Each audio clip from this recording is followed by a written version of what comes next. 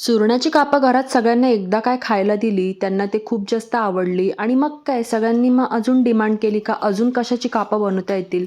घरातलं बरचसं सामान संपलं होतं म्हणून मी जेव्हा बाजारात खरेदीसाठी गेली ना, त्यावेळेला लक्षात आलं की भाजीसुद्धा घ्यायची आहे आणि तिकडेच आहे ना मला भरपूर अशी कच्ची केळी दिसली होती आणि म्हटलं चला आज आपण कच्च्या केळीपासून कापं तयार करूयात. त्यासाठी आहे ना सगळ्यात आधी केळी छान अशी सोलून घेतली, 2 ते 3 केळ्या घेतल्या होत्या आणि त्यानंतर त्याचे अशा पद्धतीने काप करून घेतले.